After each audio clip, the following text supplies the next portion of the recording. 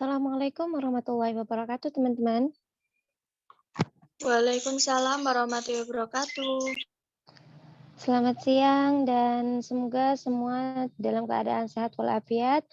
Dan di kesempatan pada siang hari ini kita akan melanjutkan persentase untuk kelompok selanjutnya, yaitu tentang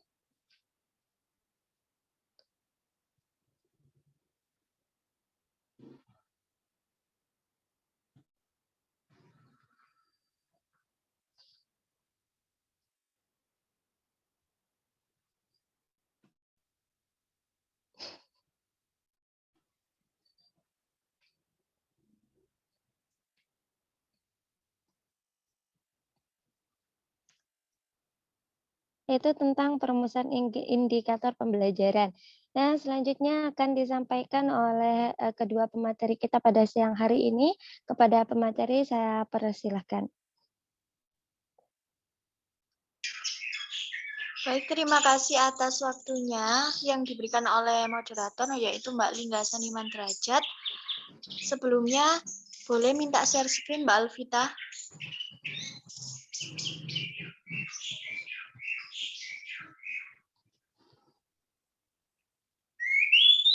Apakah sudah terlihat? Sudah, Mbak.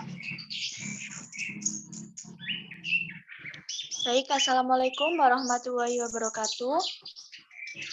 Nah, kami dari kelompok 7 dengan anggota yaitu saya sendiri Aristalia Hefebrianti dan juga rekan saya yaitu Mbak Intan Harismatul Mufida.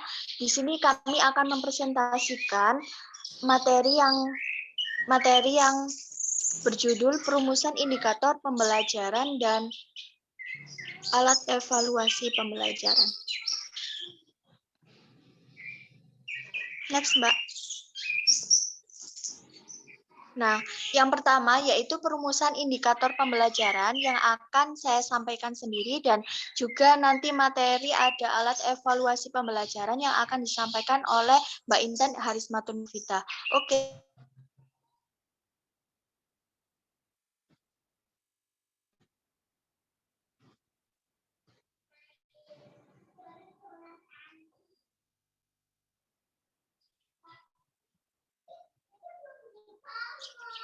Langkah-langkahnya dalam merumuskan indikator pembelajaran.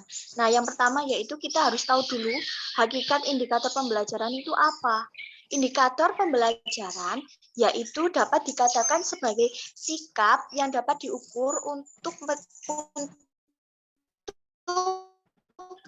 penilaian yang menunjukkan ketercapaian suatu kompetensi oleh siswa. Dan biasanya itu suatu kompetensi itu untuk mengukur ketercapaian. Oh, siswa ini sudah mencapai kompetensi apa ya? Sebagai contoh kayak yang pertama itu umpamanya menerima, terus yang kedua yaitu menyikapi, terus yang ketiga itu mempraktikkan dan lain-lain. Dan biasanya itu standar minimalnya itu biasanya itu ditentukan oleh sebuah standar yang bernama KKM, yaitu kriteria ketuntasan belajar minimal atau bisa disebut KKM. Dan biasanya itu untuk penentuan KKM ini biasanya itu tergantung pada level soal, entah itu mudah, entah itu standar kayak sedang ataupun tinggi. Jikalau KKM-nya itu rendah, jikalau soalnya itu level soalnya itu rendah, pasti KKM-nya itu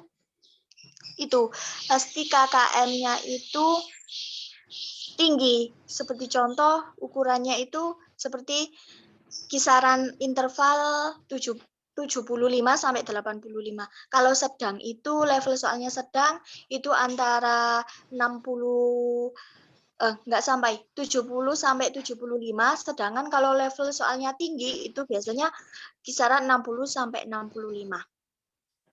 Yang kedua yaitu kriteria perumusan indikator pembelajaran. Yang pertama yaitu indikator yang dirumuskan dalam bentuk sikap yang dapat diukur tingkat keberhasilannya. Contoh sikap yang dapat diukur tingkat keberhasilannya seperti mempraktikkan, menghafal, mencoba, dan lain-lain. Jikalau contoh sikap yang tidak bisa diukur keberhasilannya, contohnya seperti imajinasilah, bayangkanlah itu tidak dapat diukur tingkat keberhasilannya. Yang selanjutnya yaitu sikap yang diukur itu berorientasi pada akibat belajar, bukan pada proses belajar.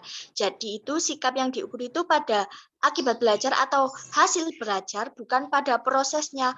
Contohnya saja itu indikator sikap ya, mempraktikkan. Nah, diharapkan akibat belajarnya itu atau hasil belajarnya itu mempraktikkan yang dipraktikkan dalam kehidupan sehari-harinya. Jadi itu yang dinilai itu hasilnya, hasil apa ya, mempraktikannya dalam kehidupan sehari-hari, bukan pada proses mempraktikkan, tapi hasilnya. Yang selanjutnya yaitu setiap satu indikator hanya mengandung satu sikap. Contohnya, indikator mempraktikkan, sikapnya yaitu keterampilan gitu.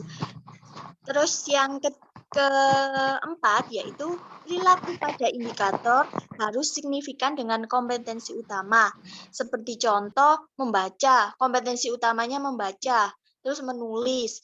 Terus itu indikatornya yaitu, terus itu kompetensi utamanya itu perilaku indikator yang signifikan adalah mempraktikkan dan juga membaca, begitu.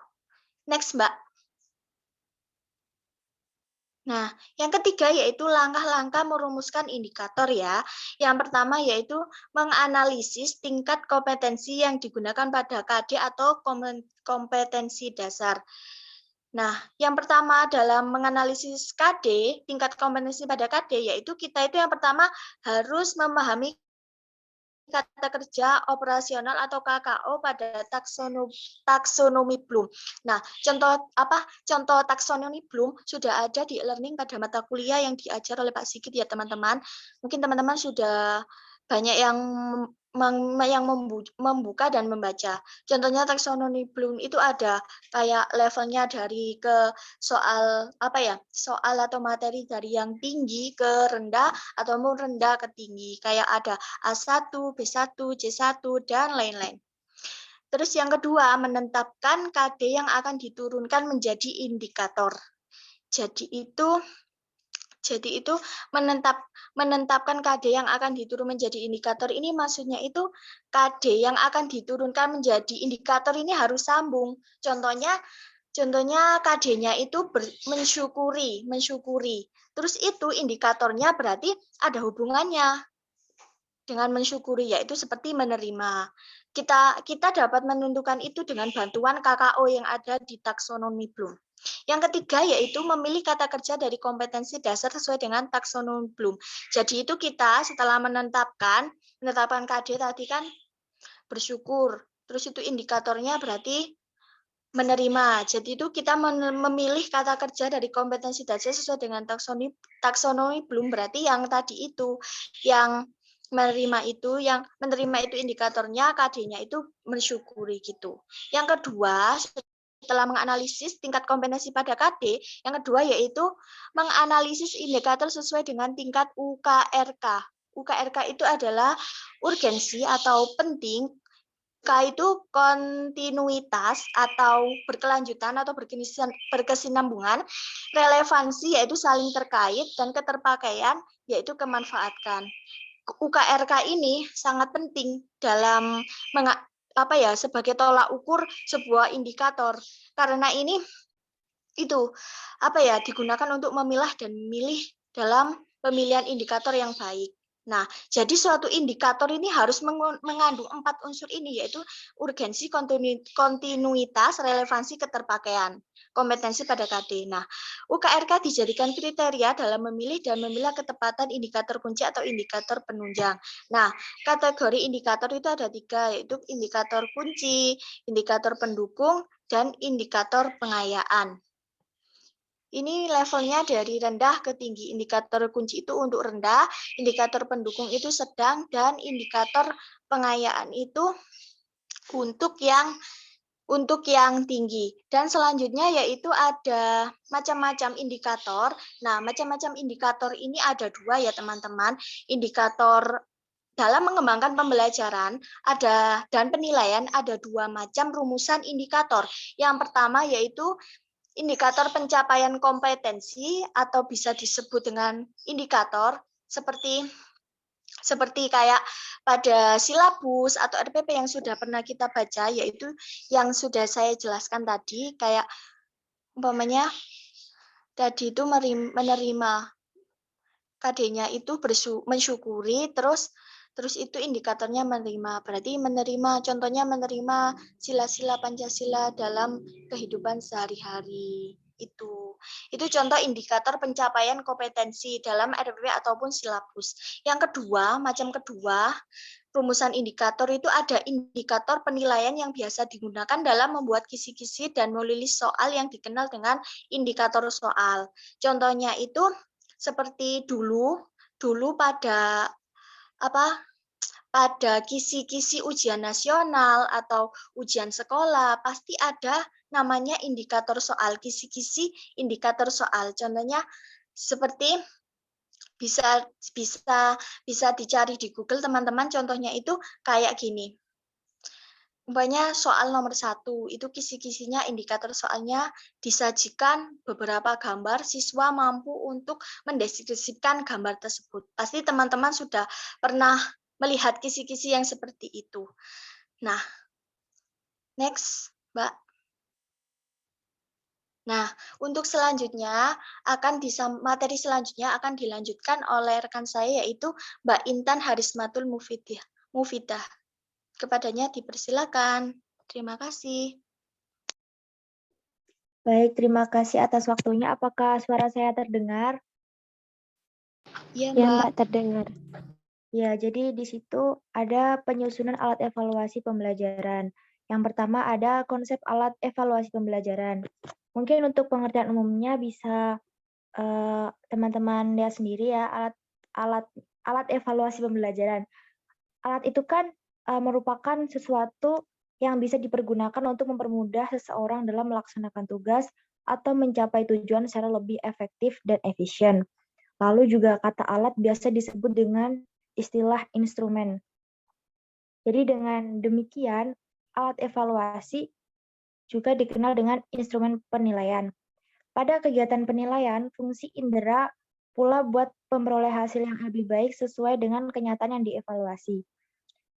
Alat evaluasi dikatakan baik jika mampu mengevaluasi sesuatu dengan hasil seperti keadaan yang dinilai. Dalam menggunakan alat tersebut, evaluator menggunakan cara atau teknik maka dikenal dengan teknik penilaian. Ada dua teknik evaluasi, yaitu ada teknik non-tes dan teknik tes. Baik, di situ saya akan membahas tentang teknik non-tes terlebih dahulu. Yang pertama itu ada skala bertingkat atau rating scale, yaitu skala yang menggambarkan suatu nilai yang berbentuk angka terhadap sesuatu hasil pertimbangan. Lalu ada kuesioner yang juga seringkali dikenal sebagai angket. Dan pada dasarnya kuesioner adalah sebuah daftar pertanyaan yang harus diisi oleh orang yang akan diukur atau kita sebut responden. Mungkin dari teman-teman sendiri dulu sering ya ketika kita SD itu diberi angket kayak diberi beberapa opsi, setuju, sangat setuju, tidak setuju, seperti itu. Dan kuesioner sendiri itu dilihat dari segi siapa yang menjawab. Ada kuesioner langsung dan kuesioner tidak langsung. Lalu kalau ditinjau berasal dari segi cara menjawab, itu ada kuesioner tertutup dan kuesioner terbuka. Lalu selanjutnya ada daftar cocok atau checklist. Jadi daftar cocok atau checklist ini itu merupakan perpaduan pernyataan yang biasanya singkat-singkat di mana responden itu tinggal menilai, tinggal membubuhkan tanda cocok checklist atau V di daerah yang sudah disediakan. Lalu ada wawancara atau interview. Nah, mungkin untuk wawancara sendiri tidak asing lagi ya buat teman-teman semua, karena tidak hanya dari siswa SD, namun kita mahasiswa juga sering kali melakukan atau mengikuti kegiatan yang harus melewati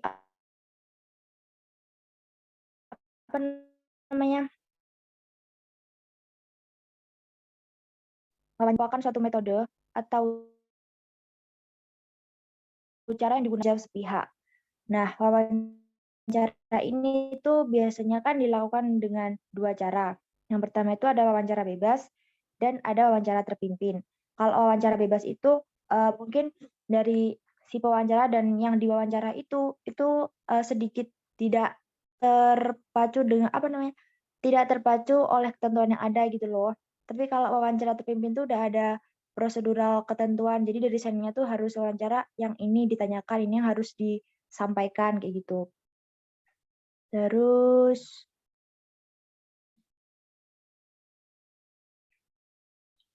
yang terakhir, Mbak belum di next ya. Masih tadi ya, makasih. Terus yang terakhir itu ada riwayat hidup.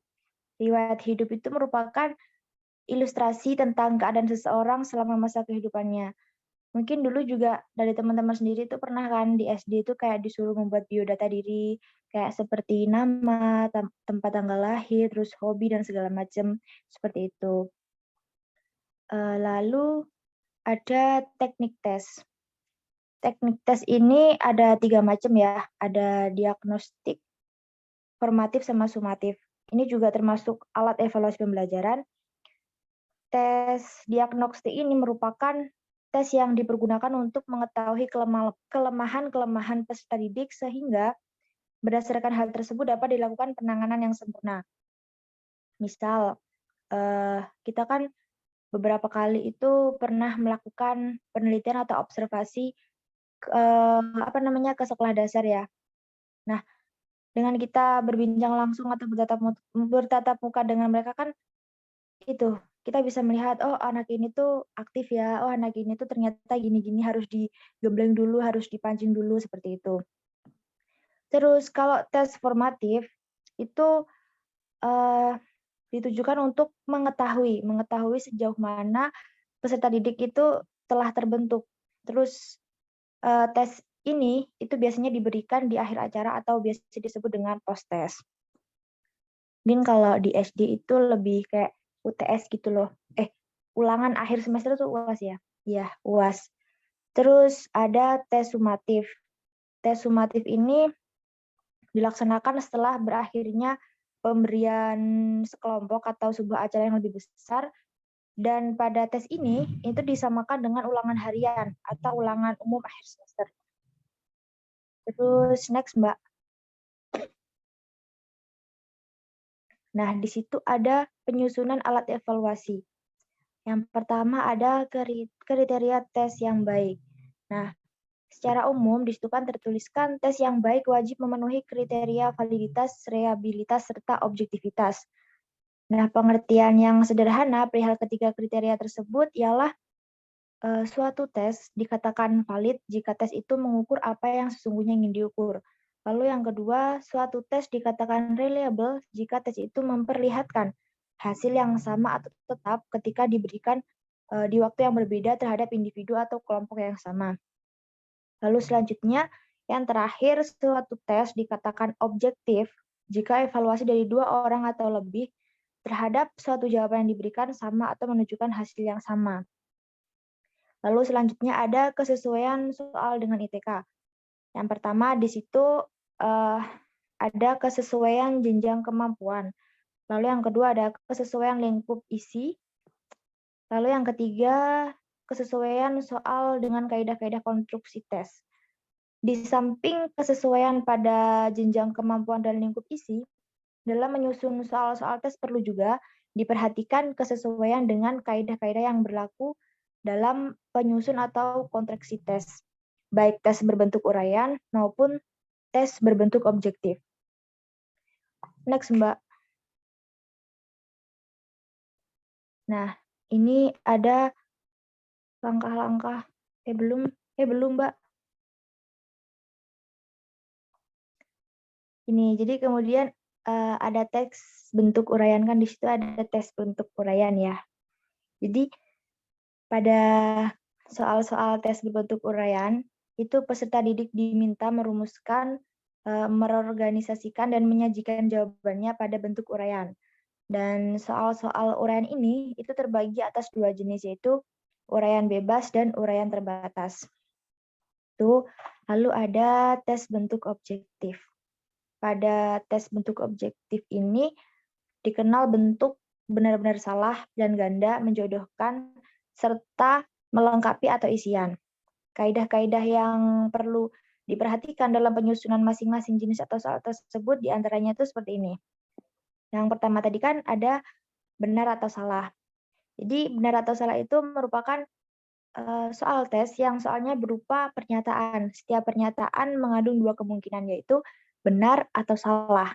Biasanya soal ini berisi pernyataan tentang fakta, definisi, dan prinsip-prinsip. Lalu yang kedua itu tadi pilihan ganda. Jadi pilihan ganda itu merupakan bentuk soal pilihan ganda yang menyediakan sejumlah kemungkinan jawaban. Yang ada beberapa opsi, satu diantaranya adalah jawaban yang benar. Jadi ada A, B, C, D, seperti itu. Lalu kemudian ada menjodohkan. Nah, bentuk soal ini berisi pernyataan yang terdiri atas dua kelompok yang paralel, atau pernyataan dan jawaban, yang harus dijodohkan satu sama yang lain, gitu. Nah, biasanya tuh kalau menjodohkan ini tuh, yang pertama itu tercocok, lalu jawabannya tuh teracak, gitu. Lalu kemudian ada melengkapi. Nah, bentuk melengkapi ini merupakan soal yang menghendaki jawaban dalam bentuk istilah. Istilah atau bilangan, kalimat, atau simbol, dan jawaban hanya bisa dievaluasi itu dengan benar atau salah gitu. Next, Mbak. Nah, ini selanjutnya ada langkah-langkah menyusun tes. Ada pembuatan kisi-kisi, ada penyusunan soal, dan perakitan tes. Yang pertama, pembuatan kisi-kisi. Jadi, agar terdapat kesesuaian antara TIK serta soal tes baik dalam aspek jenjang kemampuan maupun lingkup isi, perlu didesain kisi-kisi yang kolomnya berisi utama-utama bahan dan lajurnya berisi jenjang kemampuan yang meliputi ingatan, pemahaman, aplikasi, dan seterusnya. Lalu selanjutnya penyusunan soal. Jadi sesuai TIK yang telah dirumuskan dengan mengacu pada kisi-kisi yang ada, sekarang itu disusun soal-soal tes untuk menilai tingkat pencapaian masing-masing TIK dengan memperhatikan kesesuaian pada jenjang kemampuan, kesesuaian pada lingkup isi, dan yang terakhir kaidah-kaidah konstruksi tes. Baik, selanjutnya ada perakitan tes. Jadi setelah setiap soal terselesaikan disusun, serta diperbaiki seperti diantaranya patokan-patokan di atas, maka dilakukan perakitan. Jadi setelah pembuatan, penyusunan, lalu perakitan untuk membuat satu tes yang utuh. Nah, untuk membuat tes yang utuh ini harus dilakukan dengan menggunakan petunjuk pelaksanaannya. Dalam merakit tes tersebut perlu diperhatikan tata urutan soal-soalnya dengan mempertimbangkan urutan, bahan, serta jenjang kemampuan yang terkandung dalam setiap soal. Mungkin itu yang dapat kelompok kami sampaikan. Terima kasih dan saya kembalikan ke moderator. Terima kasih kepada kedua pemateri yang sangat luar biasa pada siang hari ini. Dan selanjutnya yaitu adalah sesi tanya jawab. Kepada teman-teman yang ingin bertanya, silakan. Saya persilakan dari kelompok mana saja. Mohon unjuk tangan. Oke, dari yang pertama adalah Mbak Devi Yulianti. Kepada Mbak Devi, saya persilahkan.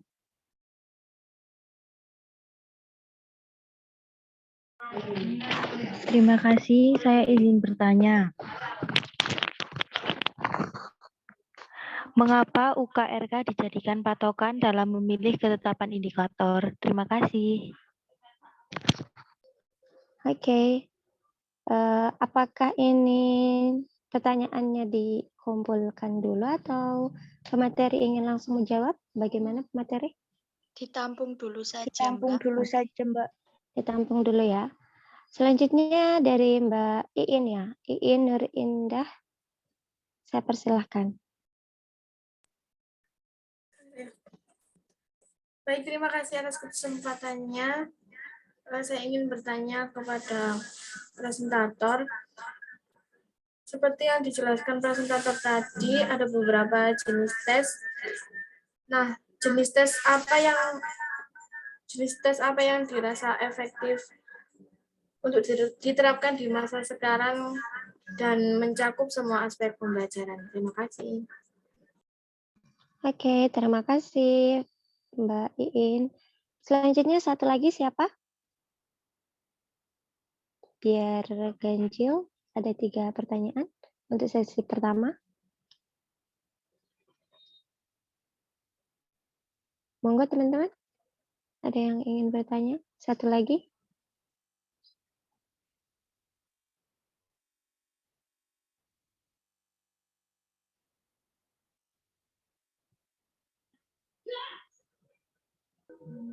Izin bertanya boleh, Bu Moderator? Oh, silakan Mbak Elvita. Oke, baik. Di sini saya akan bertanya tentang apa yang dimaksud dengan indikator kunci, indikator pendukung, dan indikator pengayaan. Terima kasih. Oke, terima kasih untuk para penanya pada siang hari ini. Dan untuk pemateri, silahkan dijawab pertanyaan satu persatu, yaitu yang pertama dari Mbak Depi menanyakan tentang mengapa UKRK itu dijadikan patokan dalam pemilihan ketetapan indikator. Dan yang kedua yaitu dari pertanyaan dari Mbak Iin, yaitu jenis tes apa yang sekiranya efektif digunakan di masa sekarang ini. Dan yang terakhir dari Mbak Elvita yaitu apa yang dimaksud indikator kunci, indikator pendukung, dan indikator pengayaan. Kepada pemateri, saya persilahkan. Baik, Mbak, terima kasih atas pertanyaannya. Di sini saya akan menjawab pertanyaannya Mbak Devi terlebih dahulu, yaitu mengapa sih UKRK dijadikan patokan dalam memilih ketetapan indikator. Nah, UKRK tadi kan itu singkatannya urgensi, terus tadi apa? Urgensi, Kontinuitas. ya, urgensi, kontinuitas, relevansi, dan keterkaitan. Nah, itu kenapa kok dijadikan patokan dalam memilih indikator, dalam menetapkan indikator? Nah, jawabannya yaitu karena UKRK ini dapat dijadikan kriteria dalam memilih dan memilah ketetapan indikator penting dan indikator. Namun, sebelumnya kita perlu mengetahui dulu apa itu UKRK, yaitu singkatannya tadi, urgensi, yaitu artinya penting, indikator itu harus penting, dan kontinuitas, indikator itu harus berkesinambungan, dan relevansi, indikator itu harus saling terkait dengan dengan KD yang akan diturunkan, dan keterpakaian atau kemanfaatan. Jadi indikator itu harus bermanfaat gitu.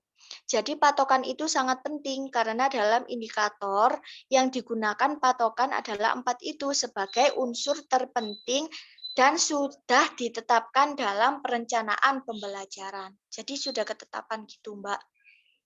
Bagaimana Mbak Devi? Bagaimana Mbak Devi sebagai penanya pada siang hari ini?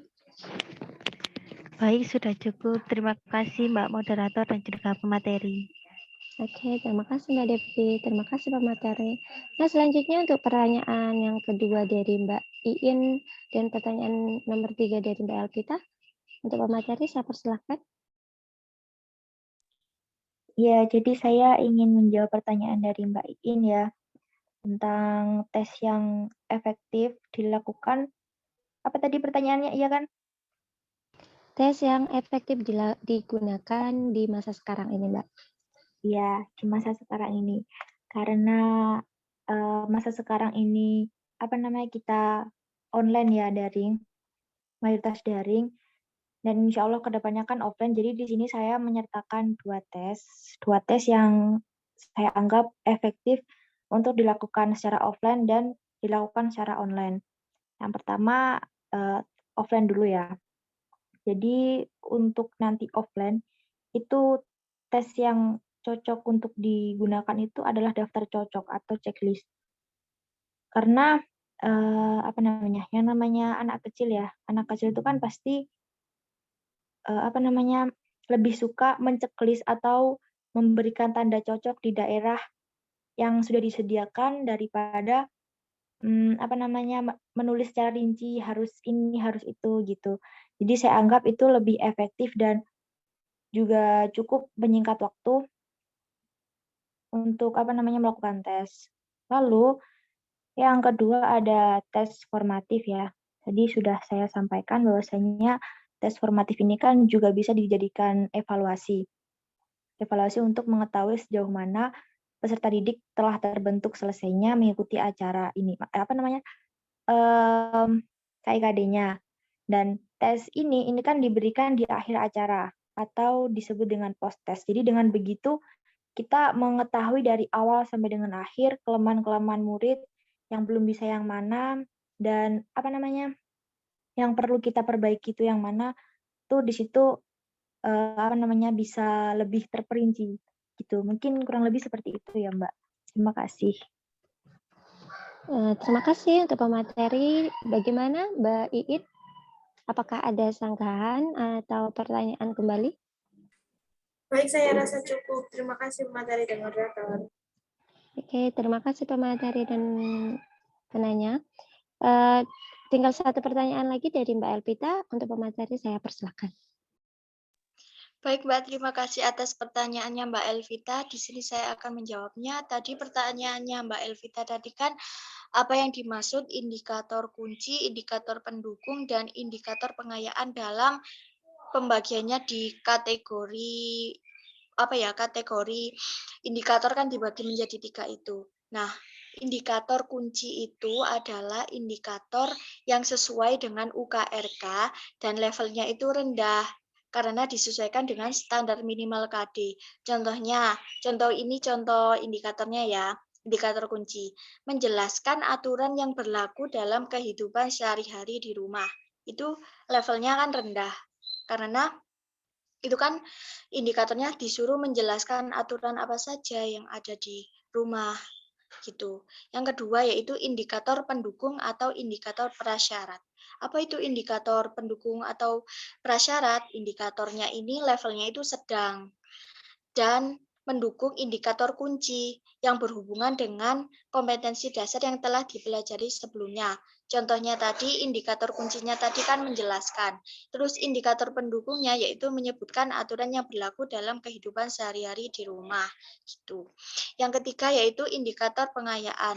Indikator ini levelnya itu tinggi dan hanya diperlukan ketika potensi peserta didik itu memiliki kompetensi yang lebih tinggi dari yang KD harapkan. Jadi KD-nya kalau udah mentok, maksudnya KD-nya tadi kan udah menjelaskan, menyebutkan itu. Tapi itu peserta didik itu masih kurang lagi, kayak kurang puas, masih kemampuannya di atas itu semua, sudah bisa menjelaskan, sudah bisa menyebutkan.